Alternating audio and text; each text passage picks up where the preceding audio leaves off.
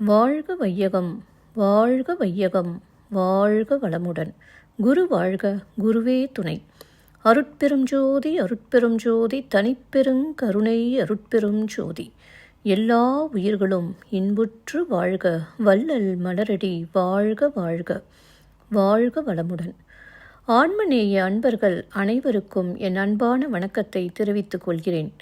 இன்று நாம் இன்பத்து பாலில் நலம் புனைந்துரைத்தல் என்ற அதிகாரத்தில் உள்ள 2வது குறளுக்கு சன்மார்க்க விளக்கம் காண இருக்கின்றோம். வாருங்கள் அன்பர்களே. அதிகாரம் நலம் புனைந்துரைத்தல். குறள் 1112. மலர்காணின் மையாத்தி நெஞ்சே இவள்கண் பலர்காணும் பூவொக்கும் என்று. மலர்காணின் மையாத்தி நெஞ்சே இவள்கண் பலர்காணும் பூவொக்கும் என்று. முதலில் உலகியல் விளக்கம் காண்போம். நெஞ்சமே, இவளுடைய கண்கள் பலரும் காணுகின்ற மலர்களை ஒத்திருக்கின்றன என்று நினைத்து ஒத்த மலர்களை கண்டால் நீ மயங்குகின்றாய்.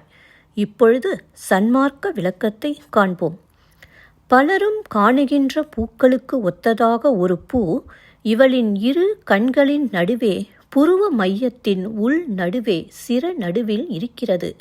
அகத்தில் உள்ள இந்த பூவை காணாமல் புறத்தில் உள்ள மலர்களைக் கண்டு இந்த மனம் மயங்குகிறது. மீண்டும் ஒரு முறை கூறுகிறேன். பலரும் காணுகின்ற பூக்களுக்கு ஒத்ததாக ஒரு பூ இவளின் இரு கண்களின் நடுவே புருவ மையத்தின் உள் நடுவே சிர நடுவில் இருக்கிறது. அகத்தில் உள்ள இந்த பூவை காணாமல் புறத்தில் உள்ள மலர்களைக் கண்டு இந்த மனம் மயங்குகிறது. நன்றி அன்பர்களே.